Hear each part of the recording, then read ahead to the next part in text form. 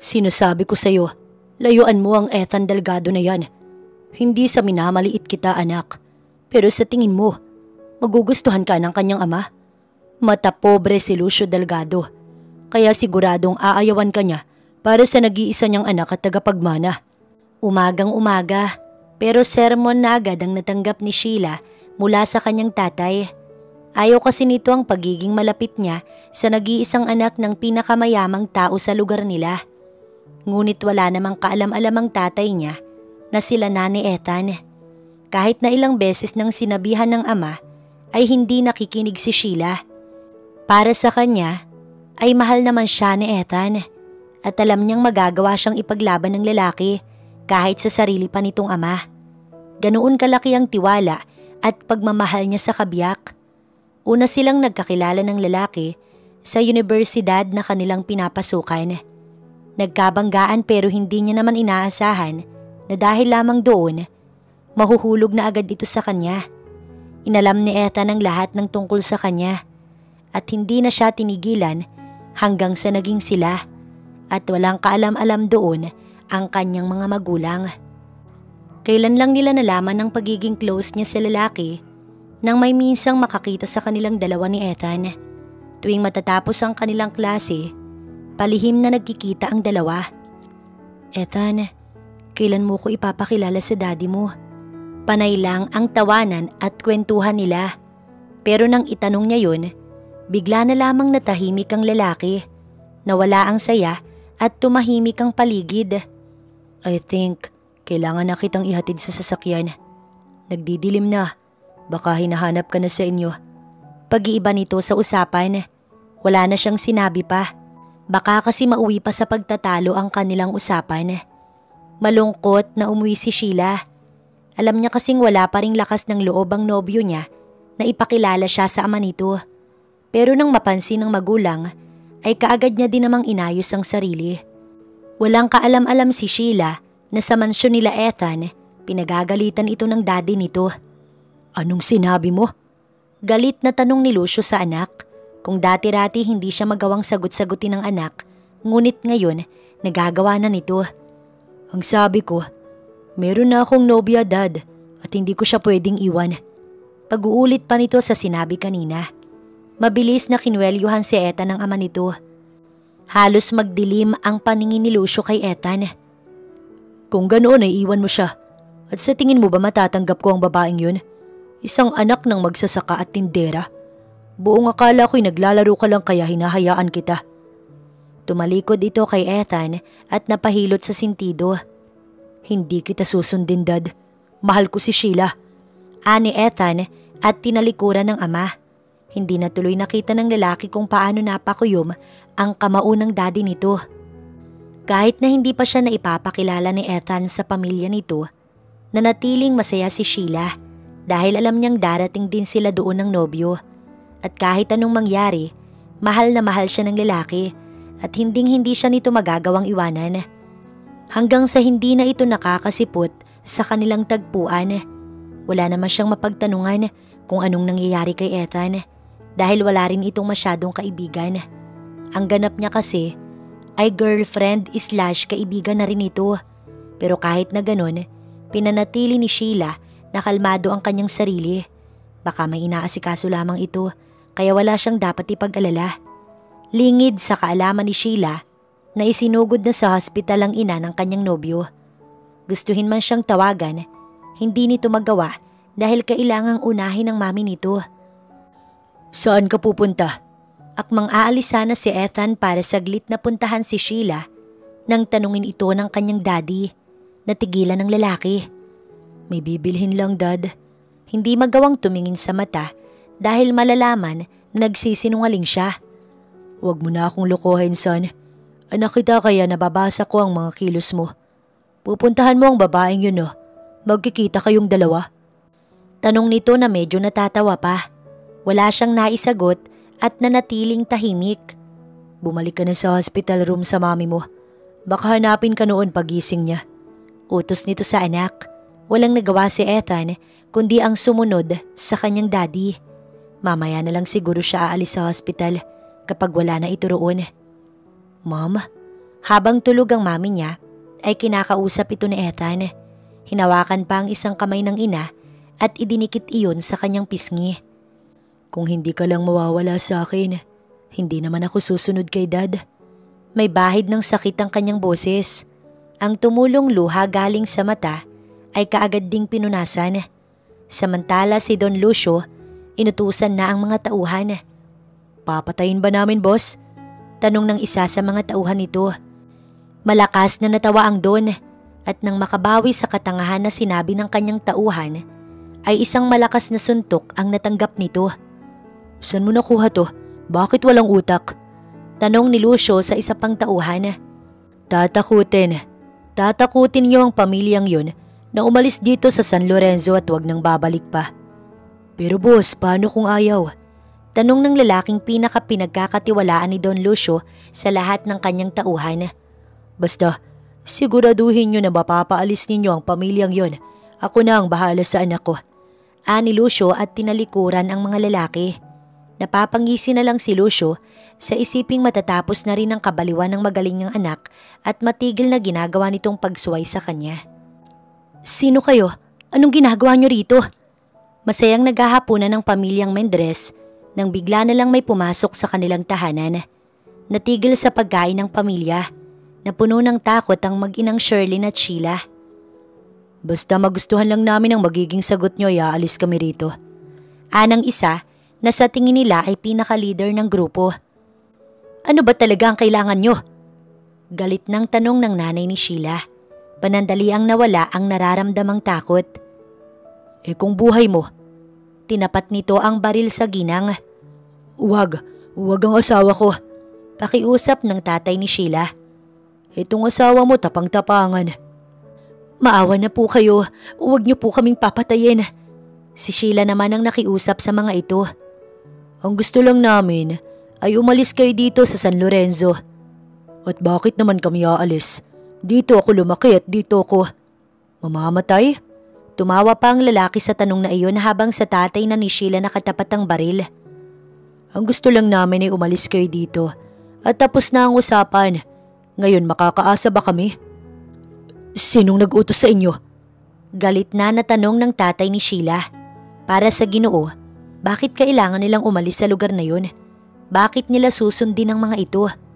Gusto mo ba talagang mamatay ha?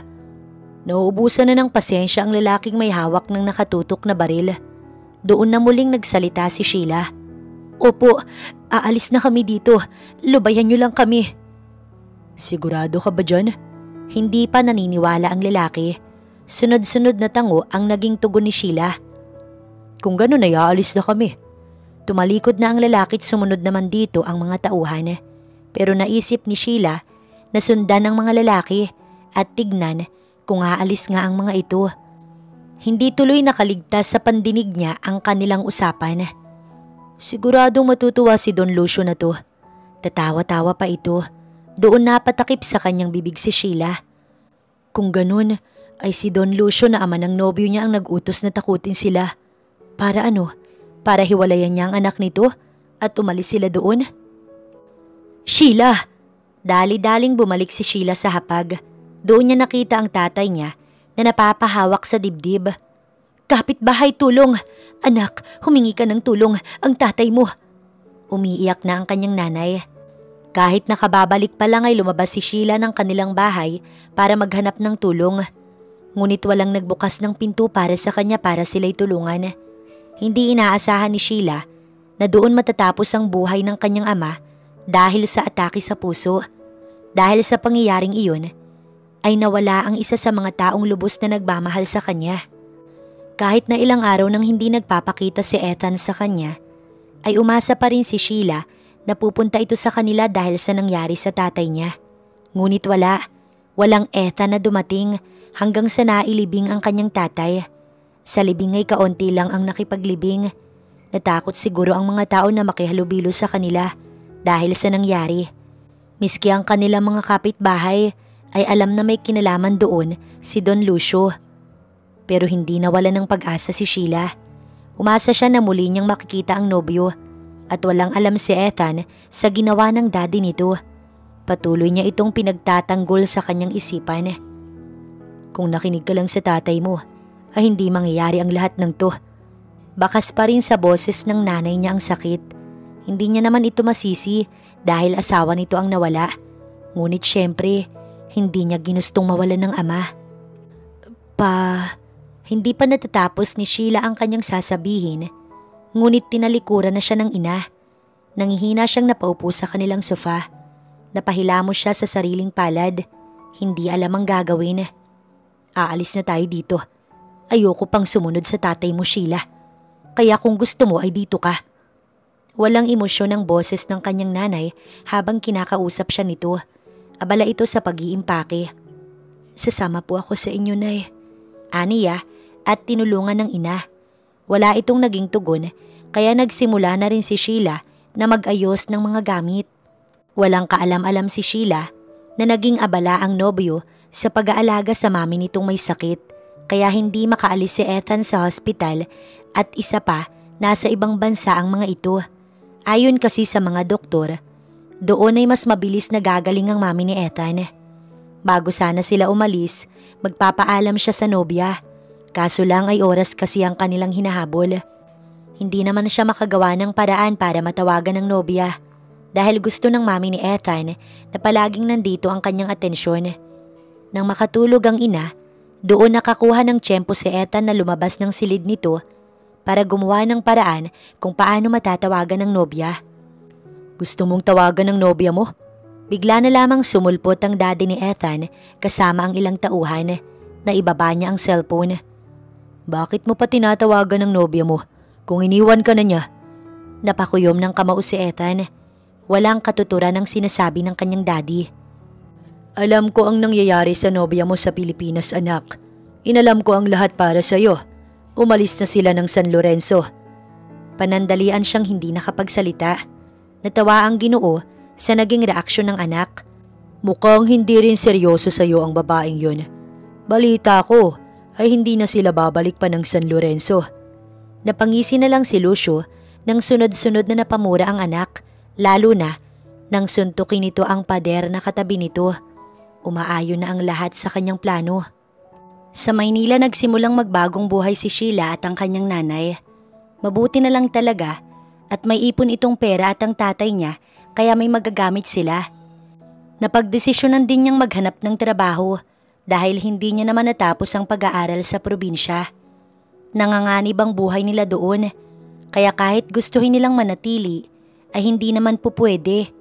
Naniniwala si Sheila na madali silang makakabangon ng kanyang nanay, lalo pat may diskarte sila sa buhay.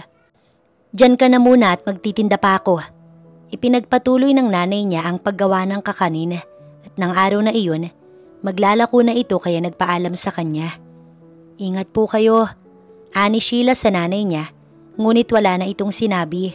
Pasasaan ba't mawawala rin ang pagiging malamig nito sa kanya? Minsan ay sumasagi sa isip ni Sheila ang kanyang nobyo, ngunit sa tuwing naaalala niya ay napapailing na lang siya. Wala na itong pakailam sa kanya at yun ang dapat niyang itatak sa isipan. Hiling niya na nga lang na sana hindi na sila magkita. Baka pag nagkita sila, hindi niya alam kung anong magagawa niya dito. Matapos mag-agahan, umalis na siya sa tinutuluyan nilang bahay para sa paghahanap ng trabaho. Okay lang kahit anong trabaho, basta yung marangal at hindi masama. Hindi siya pinalaking maarte ng mga magulang. Sa isang coffee shop ay natanggap si Sheila bilang isang tindera, kaya masaya siyang umuwi sa kanila. Wala mang sinabi ang nanay niya, ay alam ni Sheila na masaya ito para sa kanya. Nang gabing yun ay may ngiti siya sa labi nang magising dahil nakakabango na sila ng kanyang nanay. Ngunit kinabukasan, nagising si Sheila dahil narinig niyang may kinakausap ang kanyang nanay. Kausap ni Aling Sherlyn ang isang binata. Kitang-kita ni Sheila kung paano masayang nakikipag-usap ang nanay niya dito. Siya pala si Sheila, ang anak ko. Nadako kay Sheila ang atensyon ng dalawa at itinuro pa siya ng nanay niya habang may ngiti ito sa labi. Sino ho siya, Nay? Tanong ng may pagtataka. Natawa ang ginang sa tanong ng anak niya. Si Daniel, iha, kapitbahay natin. Mabait itong batang ito. Siya ang tumulong sa akin ng muntik na akong mahilo dahil sa pagtitinda. Tanging tango lang ang naisagot ni Sheila sa ina. Sige po, alis na po ako. Bago tuluyang umalis ang lalaki, ay sinulyapan siya. Bagay kayong dalawa anak. Tila ba kinikilig pa ang nanay ni Sheila. Nawala na rin ang pagiging malamig nito sa kanya. Noy, sabi niya na lamang sa ina na mahinang natawa. Simula noon, palagi nang nasa kanila si Daniel. Minsan nga, dinadalhan pa sila ng niluto nitong ulam. Hindi ka ba nagsasawa na pumunta dito? Tanong ni Sheila kay Daniel nang silang dalawa na lamang sa sala. Nasa magkaharap silang sofang kahoy. Naiinis ka na ba sa akin? May ngiti pa sa labi na tanong nito. Walang naging sagot si Sheila, ngunit napairap. Kung sasabihin ko ang dahilan ng lagi kong pagpunta dito, baka pagbawalan mo na ako. Sinserong sabi ng lalaki. Napuno ng pagtataka ang mukha niya at nang makabawi, tsaka lang nagawang magtanong. Ano nga? Nakatayo na siya habang nakapamewang din sa harap ng lalaki. Gusto kita, Sheila. Nabigla ka ba? Patawad pero hindi ko na talaga kayang itago. Anito at tumayo na. Pag hinanap ako ng nanay mo, pakisabi na umuwi na ako. Tsaka ito mabilis na umalis. Naiwan si Sheila na hindi makapaniwala. Papaanong nakuha niya agad ang atensyon ng lalaki? Oh, nasaan na si Daniel? Tanong ni Sherlyn sa anak nang ito ay makabalik. Gumawa kasi ang ginang ng merienda, pero pagbalik, wala na ang batang pinapasok niya. Pinaalis mo ba? Pagtataray nito kay Sheila. Hindi na eh. Sabihin ko daw sa inyo na umalis na siya. Mabutit hindi siya nautal. Kung hindi, mahalata talaga ang pagsisinungaling niya. Akmang tutungo na muna si Sheila sa kanyang silid pero natigilan sa sinabi ng kanyang ina. Bagay kayong dalawa ni Daniel anak. Kung susunod man ako sa tatay mo, ay alam kong magiging maganda ang kinabukasan mo kung sa kanya ka mapupunta. Tila ba natuod si Sheila at hindi nakahakbang? Kung ganoon ay boto nga ang nanay niya sa lalaki. Mula sa pagpunta-punta lang sa bahay nila, nauwi sa panliligaw si Daniel hanggang sa unti-unti niya nang nakita ang mga katangian ng lalaki, katulad ng pagiging matyaga nito. Sa tuwing pumapasok siya sa trabaho, ay naroon din ito para sunduin siya, nang sa ganon ay masiguro nito na okay lang siya at ligtas na uuwi sa kanila. Sheila, papasok na sana siya sa bahay nila pero biglang natigilan. Hinarap niya si Daniel. Hindi mo ba ako kayang magustuhan? Tanong nito habang may bahid ng sakit ang mga mata. Alam niya naman na may gusto ang lalaki sa kanya, pero masyado na bang halata na binabaliwala niya lang yun? Daniel, alam mo, tuluyang lumapit si Daniel sa kanya at hinawakan pa nito ang kanyang mga kamay. Naikwento na sa akin ng nanay mo ang lahat, pati dun sa lalaking minahal at pinangako kong hindi ako tutulad sa kanya. Umawang ang labi ni Sheila. Pati ba naman yun ay nakarating sa lalaki? Handa akong maghintay, Sheila, hanggang sa handa ka ng sumubok. Nandito lang ako. Bago siya tuluyang iwan, hinagkan pa nito ang noo niya, kaya napapikit na lang si Sheila. Hindi rin siya agad nakapasok sa bahay dahil hindi pa nakakabawi sa ginawa ni Daniel. Matapos yun, hindi tumigil ang lalaki at mas lalo pa itong naging porsigido, hanggang sa unti-unti na ring nahulog ang loob niya rito dahil walang ibang ginawa si Daniel kundi itrato siya bilang isang reyna. Daniel, natigilan ng lalaki. Babalik na sana ito sa bahay pero dahil sa kanya, natigil sa paglakad. Bakit? Nagulat si Daniel nang siya mismo ang lumapit rito. Tinatanggap ko na ang pag-ibig mo. Aniya habang titig na titig dito. Panahon na rin siguro para magmahal siyang muli at hindi ikulong ang sarili sa alaala nilang dalawa ni Ethan. Mahigpit na niyakap ni Daniel si Sheila. Ginantihan niya naman ang yakap ng lalaki. Hindi mo alam kung gaano mo ko napasaya. Sapo ng mga kamay nito ang kanyang pisngi. Napangiti na lang si Daniel at hindi na napigilan ang sarili na sakupin ang labi ni Sheila. Ipinaalam agad ni Daniel sa nanay niya ang kanilang relasyon. Hindi na ito nagulat, bagkus ay masayang-masaya pa nga ang kanyang ina. Kulang na nga lang ay magtatalon ito. Minsan nga'y napapaisip si Sheila. Paano kung si Daniel na lang ang una niyang nakilala at hindi si Ethan? Pero siguro, nangyari na rin ang lahat ng yun nang sa ganun, siya'y matuto. Matapos ang ilang buwan na pagiging magkarelasyon, ay plano na ni Daniel na magpakasal silang dalawa. Ngunit ang sabi niya, mag-ipon muna silang dalawa para sa kanilang kinabukasan at bubuuing pamilya. Pumayag naman ng lalaki. Palagi din kasi itong sumasang-ayon sa kanyang desisyon. Hanggang sa nagbunga ang kanilang pagmamahala ni Daniel. Buong akala nga niya, makakatanggap siya ng salita mula sa lalaki dahil hindi ito ang una niya pero wala. Tanggap nito ang lahat pagdating sa kanya. Kaya nga mas lalong lumalim ang pagmamahal niya kay Daniel.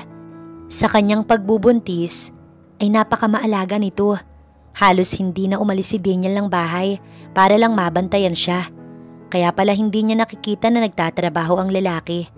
May pinapatakbo pala itong maliit na negosyo.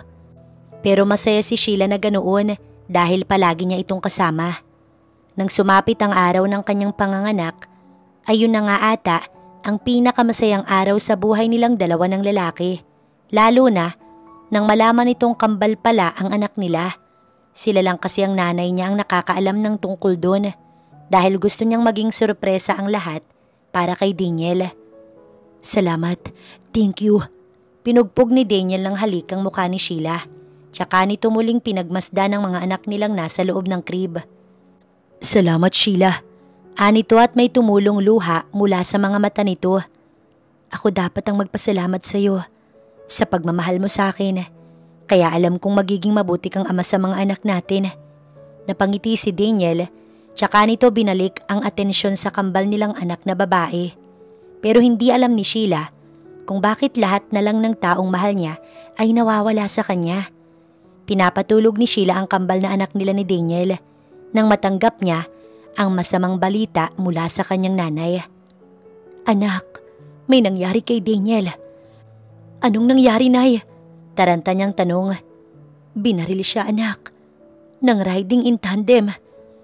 Naibagsak ni Sheila ang hawak-hawak niyang bote na may lamang gatas at naulit na naman ang sakit na kanyang naramdaman nang mawala sa kanila ang kanyang tatay. Maging matatag ka, anak. Kailangan mong maging matatag para sa mga anak mo. Niyakap siya ng ina. Ang pag-iyak nilang sa balikat nito ang nagawa ni Sheila. Pero tama ang nanay niya. Kailangan niyang magpakatatag para sa anak nilang dalawa ni Daniel. Matapos ang ilang taon na pananatili sa ibang bansa, ay bumalik si Ethan sa Pilipinas kasama ang kanyang mga magulang. Magaling na ang mami niya at wala na ang cancer nito kaya kahit papaano, unti-unti nang lumalakas ang katawan nito. Doon niya na rin tinapos sa ibang bansa ang pag-aaral kaya graduate na siya at alam niyang soon ipapamahala na ng daddy niya sa kanya ang kanilang kumpanya.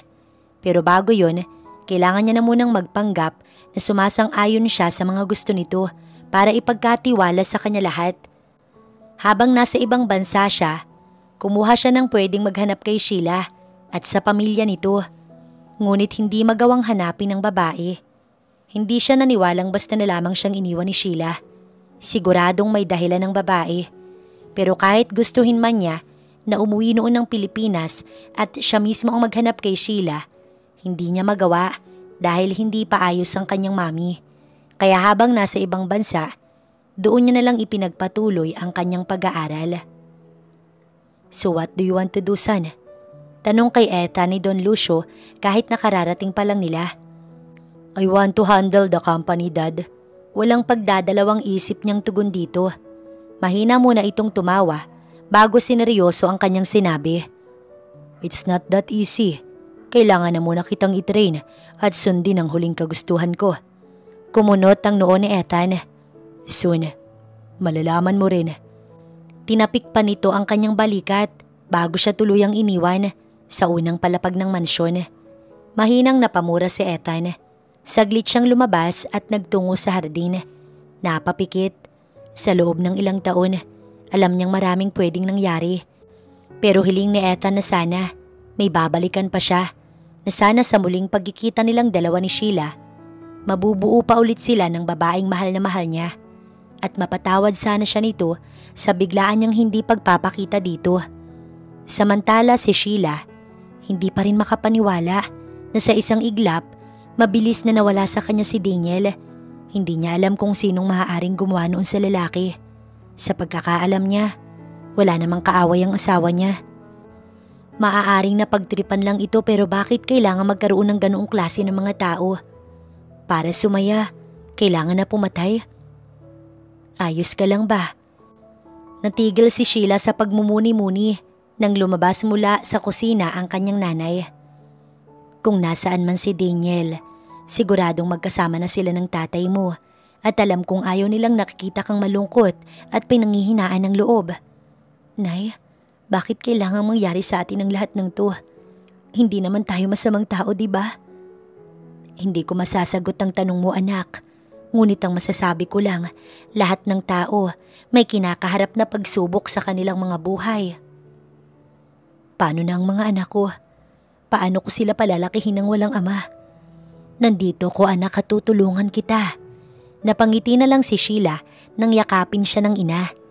Matapos ang pag-uusap nilang dalawa ng nanay niya, ay tinungo ni Sheila ang kwarto ng kanyang kambal. Tulog pa ang mga ito. Shane at Sheena ang pinangalan niya sa mga ito at ginamit niya rin ang apelyido ng ama nito na Velasco kahit na hindi pa sila kasal ni Daniel. Saglit na pinagmasdan ni Sheila ang mga anak niya. Lumabas agad siya ng silid at binuksan ng TV para manood ng balita. Pagbukas niya, binalita agad ang pagbabalik ng mga delegado sa bansa. Mas lalo kasing naging matunog ang pangalan ng mga ito sa mundo ng negosyo at hindi lang sa San Lorenzo. Natawa na lang siya nang makita ang mukha ni Lucio Delgado sa screen. Mukha itong mabait sa telebisyon, ngunit walang kaalam-alam ang mga tao kung gaano kademonyo ang sikat na businessman. Nak, natigilan ng nanay ni Sheila nang mapanood din ng balita. Kaya pala biglang nawala, nagpunta pala ng ibang bansa. Naiiling pa nitong sabi, tsaka itinuon ng atensyon kay Sheila. Wala na ho akong pakailam sa kanya. Anya sa ina na muli na lang napailing. Kahit naman magkita kayong muli at kaya ka nang ipaglaban ng lalaking yan, ay ang tanong, matatanggap niya ba ang mga anak mo? Hindi umimik si Sheila. Hindi naman sumasagi sa isip niya ang tanong na yun. Wala na rin siyang balak pang buksan muli ang kanyang puso. Sa mga anak niya na lamang ibabaling ang kanyang atensyon. Nang umagang iyon, naabutan ni Ethan na nag-aagahan ng kanyang mami at daddy. Panay ang kwento ng dad niya, samantalang ang mami niya naman, matyaga lang na nakikinig dito. Pero pansin niya rin na nababagot ito at marahil tinatago lamang ito. Son, come, join us. Anito nang siya ay mapansin. Lumapit si Ethan sa dalawa at naupo na. Pupunta nga pala dito si Arturo, kasama ang anak niya. Anito at muling sumubo. Kumunot ang noo ni Ethan. Anong gagawin ng mga taong yun sa kanila? Matagal ko ng kaibigan si Arturo at alam kong makakasundo mo ang nag-iisa niyang anak. Talagang hinayaan na muna namin kayo bago ipakilala sa isa't isa. Wala pa mang nakakain, nawalan agad ng gana si Ethan. Sa tingin niya ay gusto siya nito para sa babaeng sinasabi. Wala akong plano na makipagrelasyon sa kahit na sino, Dad. Gusto ko munang mag-focus sa kung paano patatakbuhin ang mga negosyo natin. Seryoso niyang ani. Mabilis na nawala ang ngiti sa labi ni Lucio. Hindi kasi nito nagustuhan ang sagot ng anak niya. Akmang kukontrahin sana siya nito pero nagsalita ang mami ni Ethan. Huwag sana nating pilitin ang anak natin na makipagrelasyon kung ayaw niya pa. Hindi na umimik pa si Lucio at hindi tinugunan ang sinabi ng asawa. Nang makaalis ang dad niya, doon lang nawala ang inis ni Ethan. Son, paakyat na sana siya at tutungo na sa kwarto nang tawagin si Ethan ng kanyang mami. Alam kong malaki ang naging sakripisyo mo para sa akin, anak. Hindi mo nakasama ang babaeng pinakamamahal mo dahil sa pag-aalaga mo sa akin. Pero hayaan mo sana akong tulungan ka na kumbinsihin ng daddy mo. Mahina lang siyang natawa. Ang katulad ni dad ay mahirap kumbinsihin. Para sa kanya siya lang ang tama. Aniya tinalikuran na ang ina. Habang paakyat ay napapailing na lang si Ethan. Sa dami-dami kasi ng pwedeng maging ama niya. Bakit si Don Lucio Delgado pa? Matapos magbihis at makapag-ayos ng sarili, umalis si Ethan sa kanilang tahanan upang magtungo sa dating tirahan nila Sheila. Gusto niyang magtanong sa mga kapitbahay nito. Baka may alam sila kung saan maaaring nagpunta ang babaeng mahal niya. Ngunit nang makita siya ng mga kapitbahay dati nila Sheila, ay gulat agad ang bumalatay sa kanilang muka. Masigla niyang binati ang mga ito, ngunit walang kahit anong sinabi ang mga tao at pinagmasdan lang siya na parang hinuhusgahan sa kanilang isipan. Gusto ko lang sanang malaman kung may mga alam kayo kung saan maaaring. Hindi niya pa natatapos ang sasabihin, ngunit may sagot na agad ang kausap. Kung sila Sheila ang hinahanap mo, ay hindi namin alam kung saan sila nagpunta. At kahit pa alam namin ay hindi namin sasabihin sa'yo. Tahimik ang buhay ng pamilya nila. Namumuhay sila ng maayos at payapa hanggang sa makilala ka niya. Animoy may bahid ng lungkot at pagsisisi ang boses nito. Gusto ko lang pong mabuti pa'y magsama kayo ng ama mo at wag nang ipilit pa ang sarili mo sa taong hindi nyo ka-level. Tinalikuran siya ng ginang. Bigla na lamang pinanghinaan ng loob si Ethan. Psst! Nang may marinig siyang sit-sit, kaya dumako ang tingin niya sa pinanggalingan ng tunog. Sa isang bahay ay nakita siyang may isang taong nakasilip sa bintana. Mabilis siyang lumapit at upang marinig ang gusto nitong sabihin. Wala ka bang alam sa ginawa ng ama mo? Kumunot ang noo ni Ethan. Napuno siya ng pagtataka. Pero ang pagtataka ay napalitan ng galit nang magsimulang magkwento ang ginang. Alam namin na tauhan iyon ng ama mo. Namatay ang tatay ni Sheila dahil doon. Inatake, kaya sila umalis. Pero patawarin sana nila ako dahil hindi ko man lang sila nagawang tulungan dahil tinakot kami ni Don Lucio. Ngunit patawad iho dahil hindi ko alam kung saan sila lumipat at nagtungo. Napakuyom na lang ang kamao ni Ethan tsaka siya sunod-sunod na napamura. Hindi siya nagpaloko sa daddy niya dahil hindi naman siya naniwala sa sinabi nito na iniwan na siya ni Sheila. Pero ang hindi niya matanggap ay ang ginawan pa nito ng kwento ang babaeng mahal niya. At ngayon na kaya na niya ay gagawa siya ng paraan para unti-unting pabagsakin ang sariling ama. Nang umuwi si Ethan ay nagpanggap siyang wala pa ring nalalaman. Pinakitunguhan ng daddy niya ng maayos at nagawa pang ngumiti sa ina kahit na totoo lang ay para siyang sinaksak ng libu-libong patalim sa sobrang sakit ng nararamdaman niya. I want to handle our business, Dad. Kung gusto ninyong pakitunguhan ko ng maayos ang anak ng kaibigan ninyo, ipapamahala nyo sa akin ang mga negosyo nyo. Diretsahang kausap ni Ethan kay Don Lucio para sa gusto nitong mangyari. Dan bukas na bukas, papupuntahin ko dito si Arturo at ang anak niya. Tungkol naman sa negosyo, ibibigay ko na sa iyo ang pinakamalaki nating kumpanya.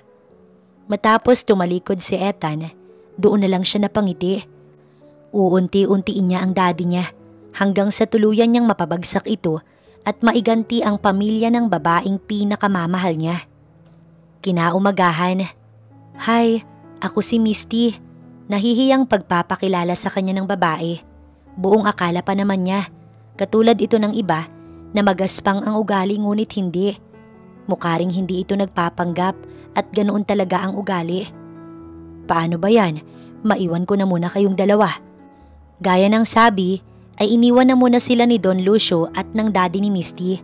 Pero nagulat na lang si Ethan nang maluha ang babaeng kaharap niya.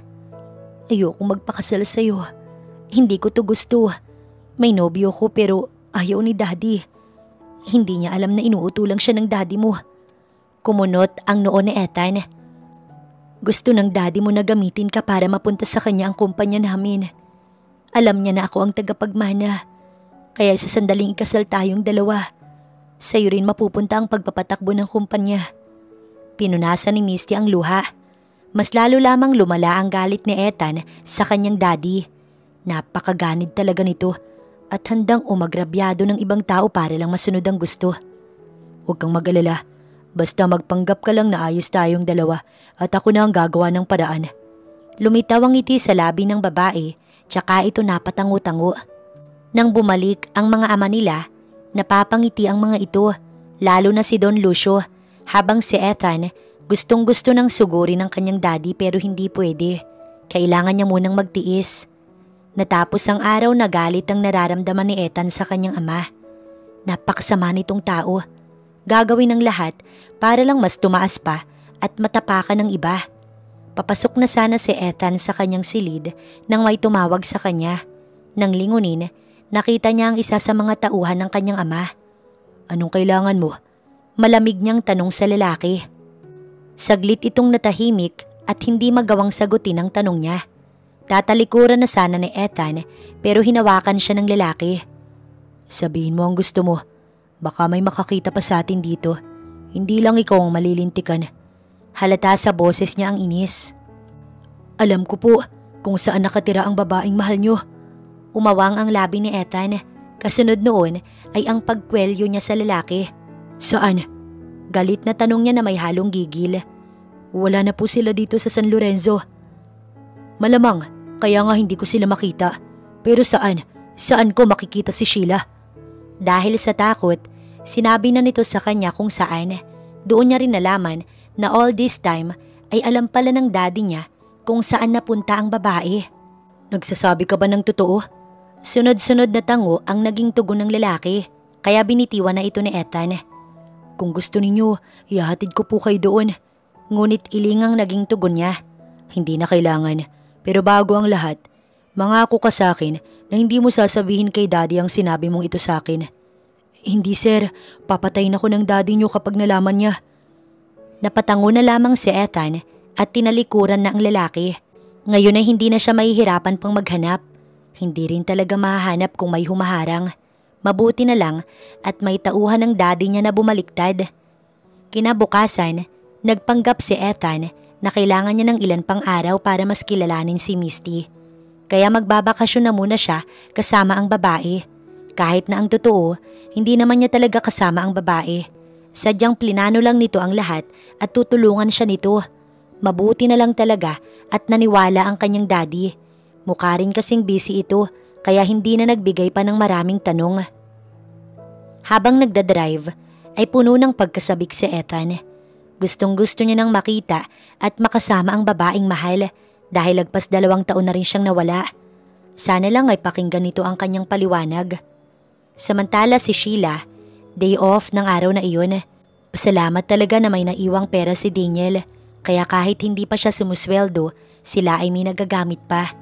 Nakakalungkot lang talaga na maaga itong nawala dahil sa mga taong halangang kaluluwa at hindi marunong maawa.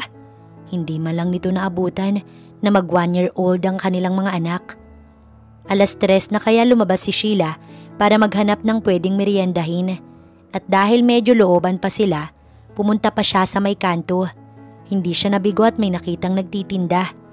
Ngunit ganoon na lang ang gulat ni Sheila nang may tumawag sa kanyang pangalan. Lalo na nang lingunin niya ito. Sheila? Muli ay pag-uulit pa nito sa kanyang pangalan. Buhay pa pala ito? Humihinga pa? Kasi kung hindi, ay hindi niya sana ito kaharap. Pero anong ginagawa ng lalaking ito doon?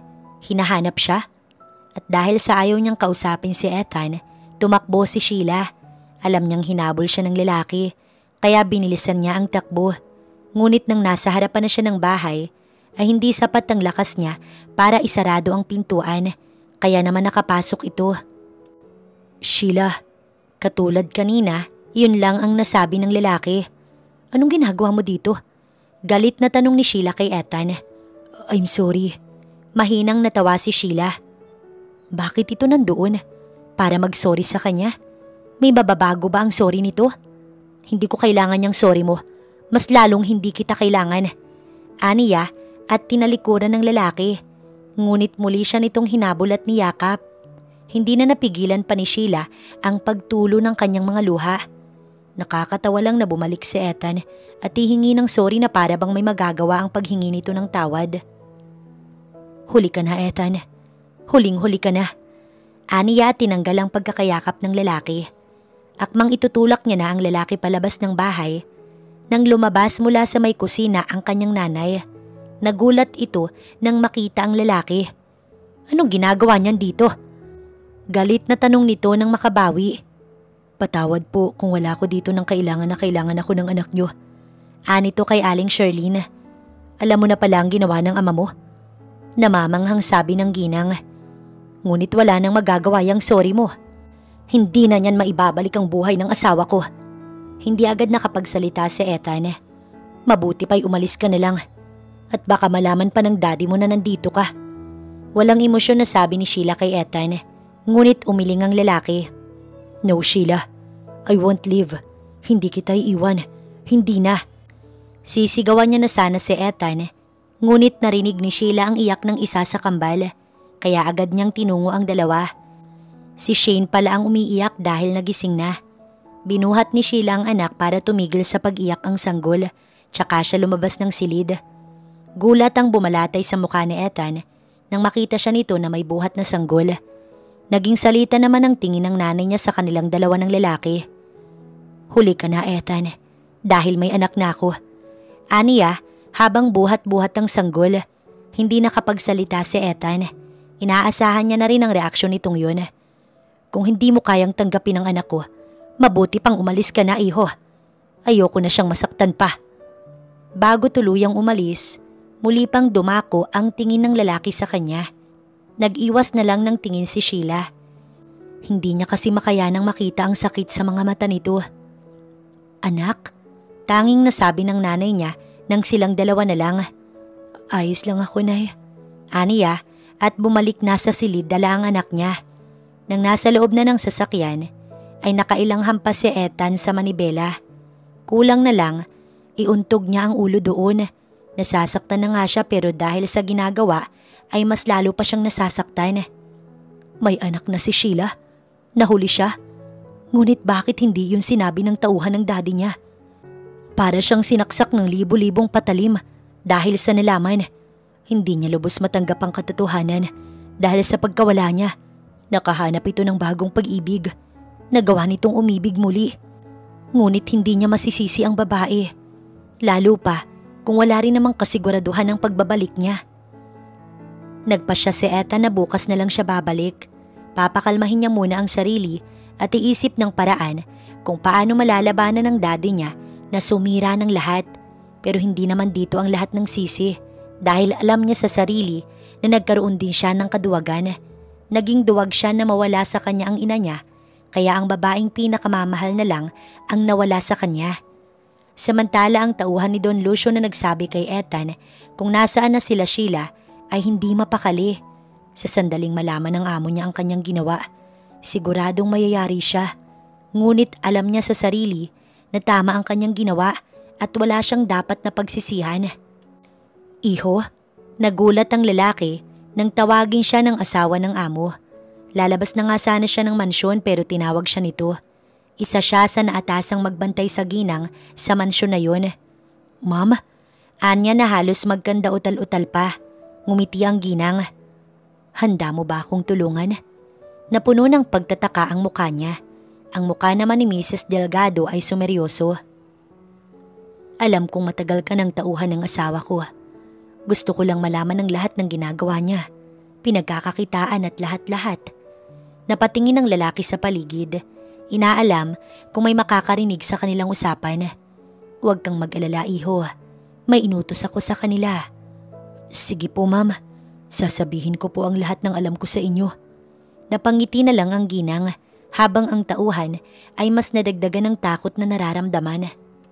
Papasok na sana si Sheila sa trabaho pero nagulat siya paglabas niya dahil nandoon si Ethan. Nagkagulatan silang dalawa ng lalaki. Mukhang kakatuksa na ito pero binuksan niya ang pinto. Ano na namang ginagawa mo dito? Pinahalata niya ang inis sa boses. Gusto kong maging maayos tayo. Malakas na tumawa si Sheila. Maging maayos? Naririnig mo ba ang sarili mo? Maging maayos?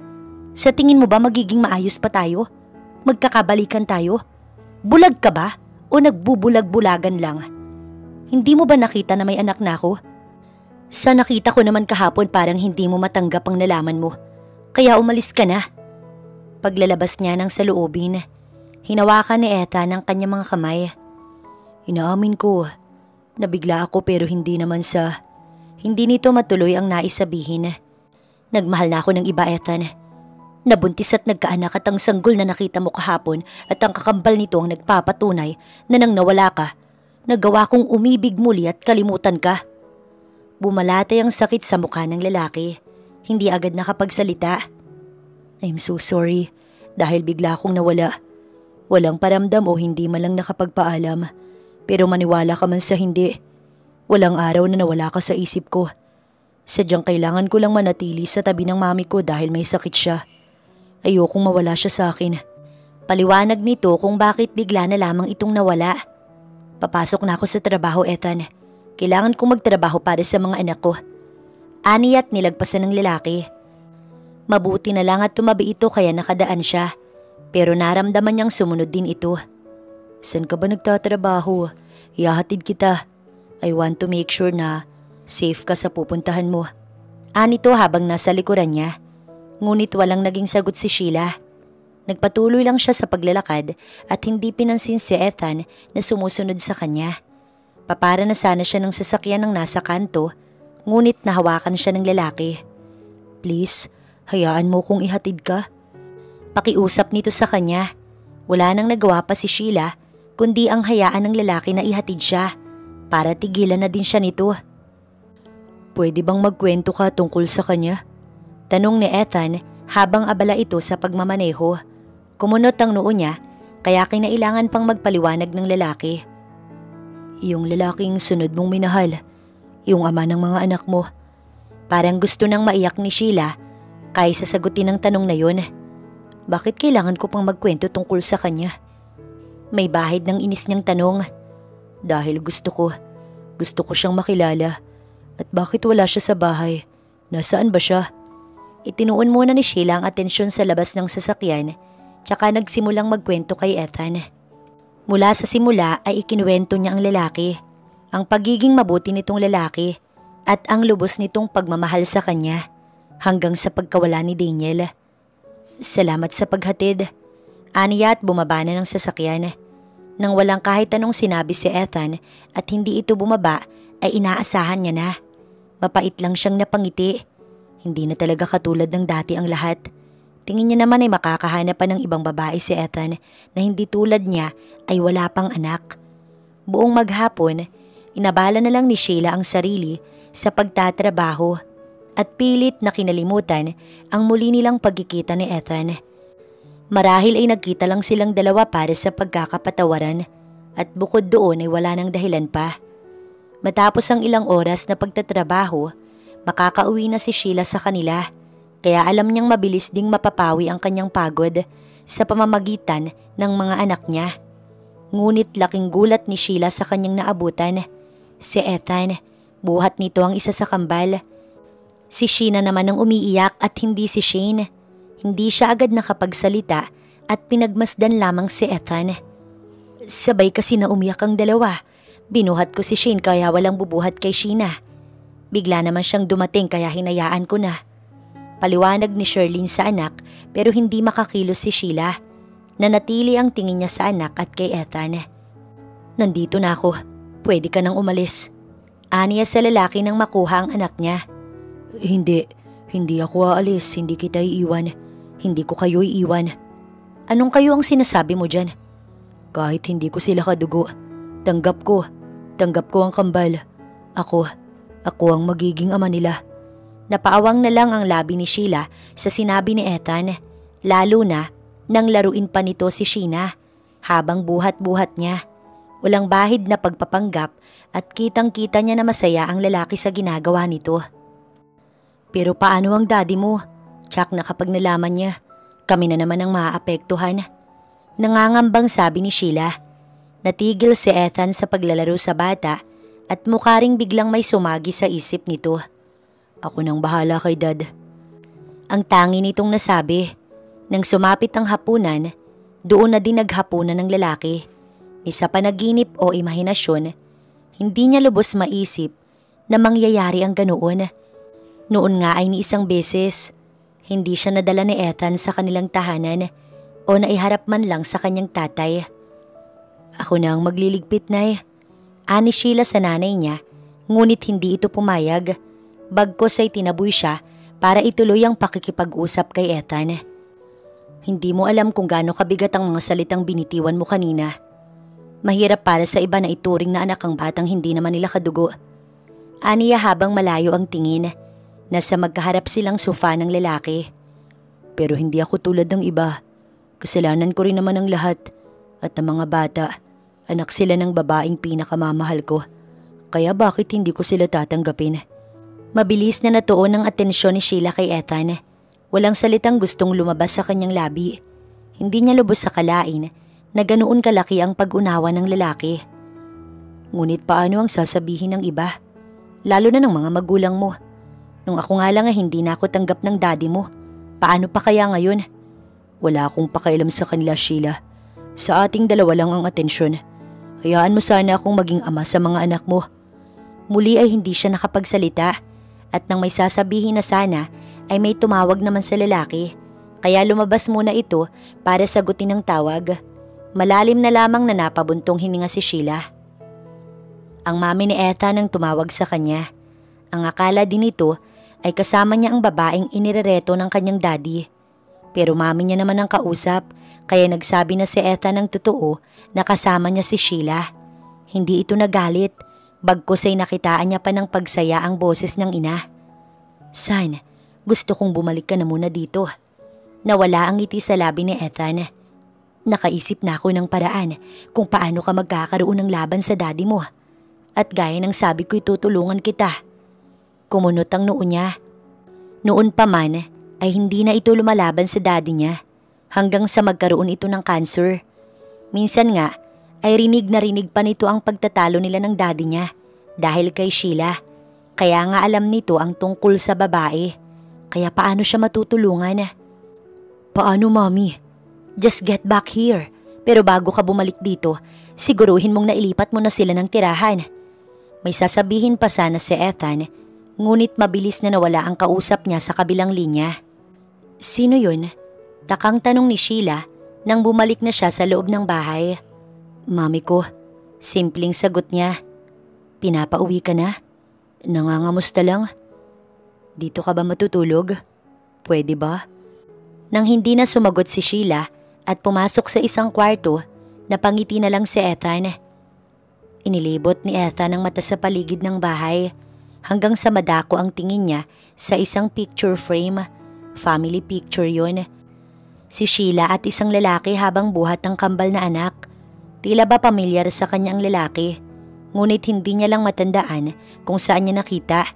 Pero hindi siya po pwedeng magkamali. Nakita niya na ito. Ito ang kumot at unan. Pasensya ka na pero dalawa lang ang kwarto. Kaya sa sofa ka na lang.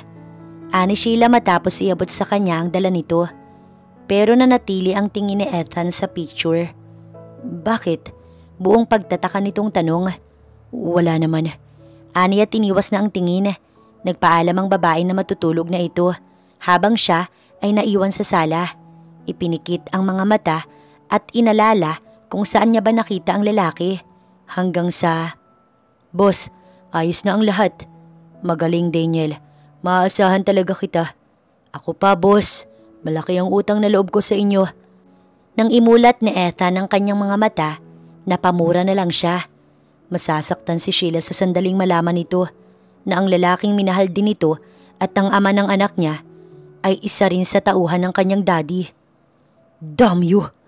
Nasabi na lang ni Ethan na kulang na lang pagsusuntukin ng pader dahil sa galit na kanyang nararamdaman. Buong akala niya ay aalis si Ethan, ngunit kasama pala sila, ang kambal at ang nanay niya. Madilim-dilim pa lang ay umalis na sila sa looban na tinitirahan. San mo ba kami dadalhin? Kung saan masisiguro kung ligtas kayo. May gusto pa sanang itanong si Sheila, kaso ay naging abala na sa pagmamaneho ang lalaki. Kaya naman, hindi na siya nagtanong pa at tumahimik na lamang. Mamaya kasi sa kakatanong niya, mapahamak pa sila sa biyahe. Sa harap ng isang napakagandang bahay tumigil ang sasakyan. Napaawang ang labi ni Sheila maging ng kanyang nanay. Bahay mo? Oo, binili ko para sa atin. Anito at nauna nang pumasok. Iiwan ko na muna kay dito. Dumako ang tingin ni Sheila kay Ethan. Saan ka pupunta? May aasikasuhin lang ako. Anito at umalis na rin agad. Samantala sa mansyon ng mga Delgado ay alam na ni Mrs. Delgado ang lahat. Para kay Ethel ay napakahayop ng kanyang asawa. Hindi na ito maituturing pang tao dahil sa kasamaan nito. Mabuti na nga lang at ang mga huling inutos nito ay hindi na sinunod pa ng mga tauhan dahil hindi na talaga nila kaya. At may isa pang tuluyang nagsalita. Han, lumapit si Lucio sa kanya. Gustong-gusto niyang pagsasasampalin ng asawa, ngunit hindi niya magawa. Tsaka na kapag naayos niya na ang lahat. I'll just go. May aayusin lang ako. Siguro ay mga illegal nitong gawain. Masamang tingin ang ipinukol ng ginang habang nakatingin sa papalayong asawa. Matapos ang paghihintay, dumating na rin ang kanyang anak. Nalaman ko na ang lahat ng gawain ng dad mo. Panimula niya sa usapan, pero nagulat na lang ang ginang nang hampasin ng anak nito ang mesa. Napakasama ni Daddy, Mami. Ang ginawa niya sa pamilya ni Sheila. At may inutusan pa siyang lokohin ng babaeng mahal ko. Nagawang mahalin ni Sheila ang lalaking yun at nagkaanak sila. Bumalatay ang sakit sa mukha nito. Alam na ng ginang ang lahat ng yun. Natatakot nga ang tauhan ng asawa niya kay Ethan dahil mas marami itong nasabing impormasyon sa kanya kaysa sa kanyang anak. Ang huling utos ng daddy mo ay patayin sina Sheila. Ngunit hindi na iyon sinunod ng tauhan niya. Nalaman din ng daddy mo na gusto nang sabihin ng lalaking yun ang totoo. Ang ginawa niyang pagsunod kanila Sheila at ang pagpapaibig dito dahil hindi niya na kayang maglihim. Minahal niya. Minahal niya San. Minahal talaga niya si Sheila. Kaya siya pinapatay ng daddy mo dahil ayaw nitong malaman pa ni Sheila ang katotohanan at magkahiwalay ang dalawa at magkaroon pa ng pag-asang magkatuluyan kayo. Ngunit naisip ng daddy mo na dapat sinabay-sabay na sila na hindi na sinunod pa ng mga tauhan niya. Sunod-sunod na lang na napamura si Ethan. Walang kaalam-alam si Sheila na si daddy nang may kinalaman sa nangyari sa lalaking yun. Napakasama niyang tao. Kuyom na ang kamao ni Ethan. Kung wala ka lang sakit noon, ma'am, at kaya ko nang labanan siya, ginawa ko ang lahat para hindi na nangyari ang lahat ng yun. Alam ko yan, San. Ano ba naman ang magiging laban mo sa daddy mo kung wala kang kakampi? Pero ngayong okay na ako at kaya ko na. Nandito ko para tulungan ka. Buong akala ng daddy mo nang mamatay ang mga magulang ay lahat ng mga natanggap kong mana ay nasa kanya na, ngunit hindi. Ang pinakamalaki ay wala siyang alam at ibibigay ko yun sa'yo, San. Sa'yo yun karapat dapat na ibigay at ikaw ang karapat dapat na magmana. Pirmahan mo yan at mapupunta sa'yo ang lahat. Inabot nito ang isang papel na agad namang pinirmahan ni Ethan. Tungkol nga pala sa mga tauhan ng daddy mo. Kinukumbinsi sila ni Mark na bumaliktad at sa atin na pumanig. Sana ay magtagumpay siya. Si Mark ay tauhan ng daddy niyang bumaliktad na nagsabi ng lahat sa kanila. We need evidence para makulong si Dad. Ngumiti ang mami ni Ethan na ikinataka niya. Maya-maya ay may tumawag dito. It's all done, son. Magsasalita na silang lahat laban sa daddy mo. Kaya kulang na lang mapahiyaw si Ethan sa sobrang kasiyahan. Nang umuwi si Lucio, laking pagtataka nito dahil masaya ang kanyang mag-ina at nagkakaintindihan ng dalawa. Habang siya, mainit ang ulo dahil hindi na sinasagot pa ng kanyang kaibigan ang kanyang mga tawag. Siguro ay hindi naging maganda ang ginawang paglabas ng kanyang anak at ni Misty. What did you do? Galit niyang nilapitan ng anak at kinuwelyuhan ito. Ngunit laking gulat ni Lucio nang may lumabas na mga pulis na mukhang kanina pa nagtatago sa kanilang bahay. Ano? Anong ibig sabihin ito? Galit na tanong ng Ginoo habang pinoposasan ng isang pulis. Sunod-sunod na sinabi ng pulis ang mga kaso kay Lucio Delgado.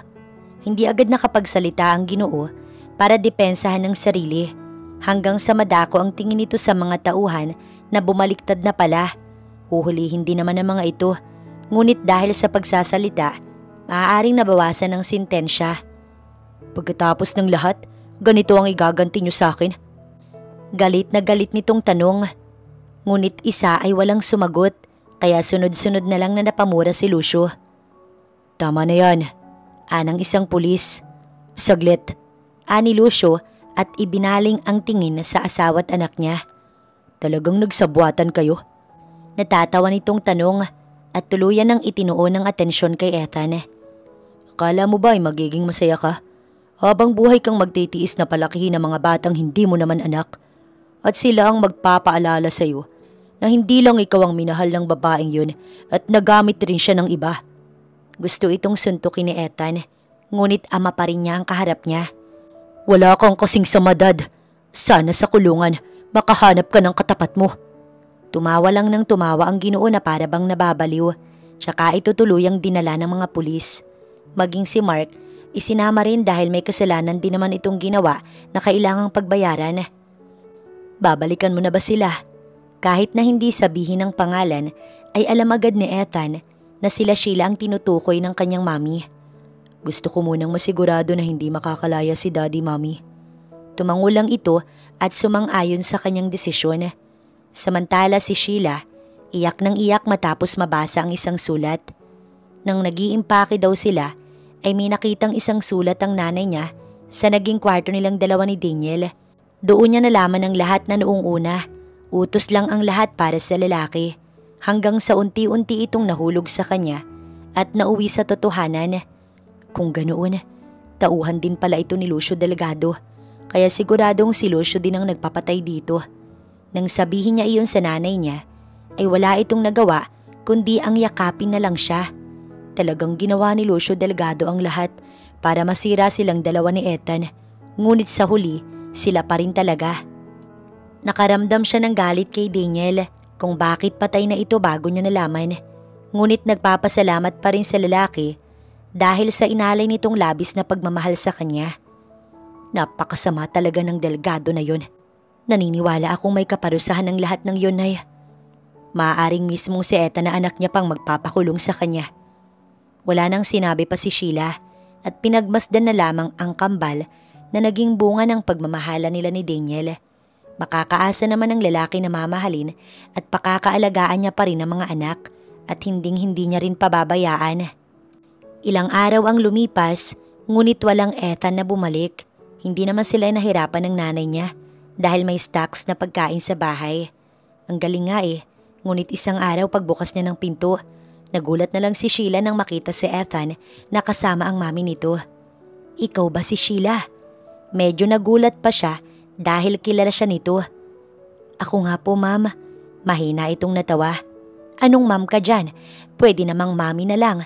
Sinamahan ulit nito ng tawa hanggang sa madako ang tingin ng ginang sa isa sa kambal na buhat ng kanyang nanay.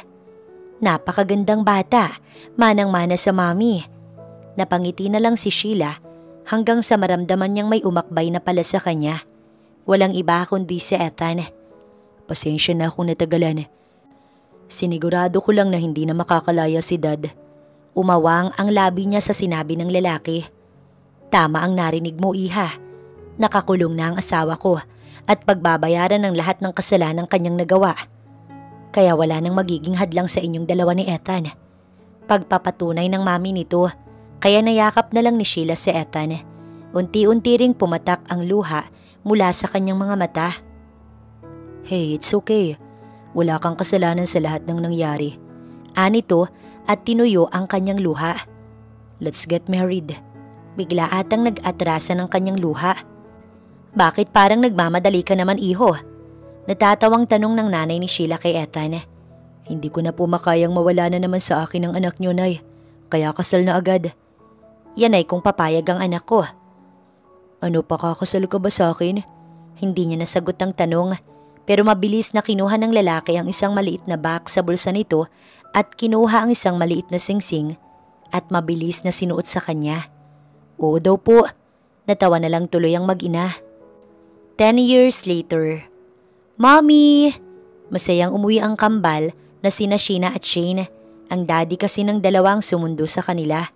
Paano ba naman, hindi lang gwapo kundi magaling din sa business ang daddy nila at kilala ng mga tao.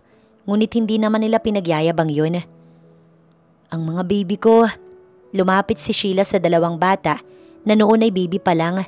Ngunit ngayon, malalaki na at makukulit na. Manang-mana sa daddy ng mga ito. I'm home. Mukhang may inayos pa sa sasakyan ng asawa. Kaya naman, nahuli ito nang pumasok. Mabilis itong lumapit sa kanya at humalik sa labi. Ew! Kunwari pang nandiri ang mga anak nila. Umakyat na muna ang kambal para magbihis, kaya silang dalawa ni Ethan ang naiwan sa living room. Ang kanilang mga ina, nagsha-shopping at mukhang mamaya pa ang uwi. Kasama pa ng dalawang bunso nila ni Ethan na si Nathan.